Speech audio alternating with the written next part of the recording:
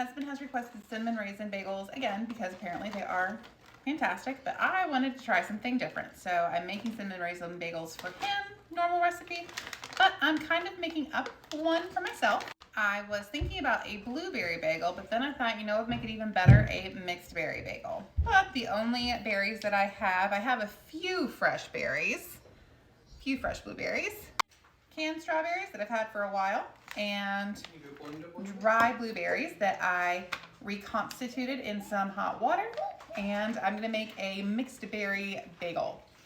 I don't have a real recipe, so I'm winging it.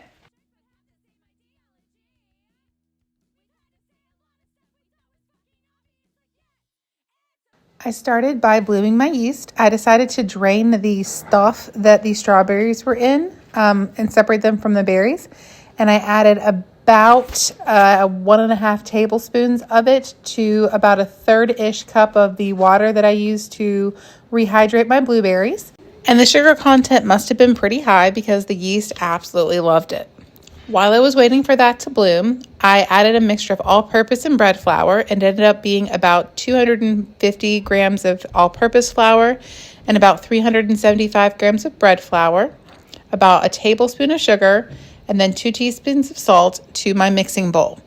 Once the yeast yeasted, I added that to my mixer and then combined. At that point, it was time to add in my berries. I added in about 110 grams of blueberries and about 110 grams of strawberries. Once I chopped and smooshed those just about as good as I could, I added about 200 grams of Samurai's Gamgee, my discard, and then I used my mixer to kind of incorporate everything all together until a rough, very shaggy looking dough formed. But honestly, it did not do a super duper great job, so I ended up having to knead it for about 6-ish minutes.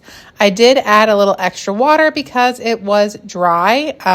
Next time I will definitely make sure I add a little bit more liquid, but it ended up coming together, pretty okay. Definitely just need to put in a little bit of arm work, but it's fine. Not a big deal. After my dough ball was finished, I put some olive oil into a mixing bowl, and then I made sure to coat the dough so that it wouldn't get hard while it was sitting for roughly 2-ish hours to rise.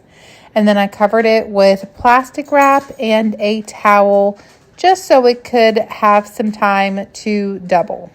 I was originally only going to leave it for about 90 minutes, but life is very much life, and you generally have to just kind of do as is needed.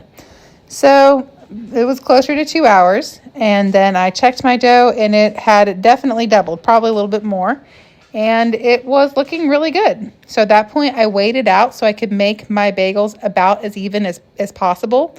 I did end up making 8 bagels, but I probably should have done 10. So if I ever do this again, it'll be 10 next time because they turned out to be massive. Not a problem, just bigger than I personally care for.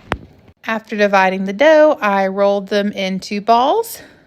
It took a while, but honestly, it just kind of helps them stay together and hold their shape.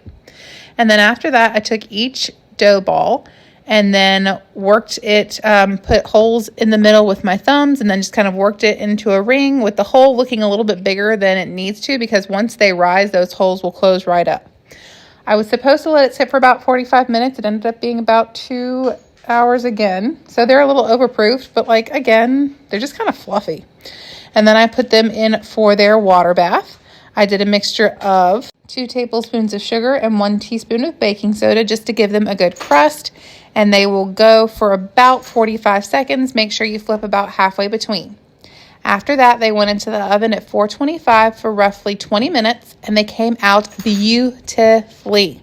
I could not wait to cut one open, toast it, add some cream cheese, and quite frankly, it was pretty darn tasty.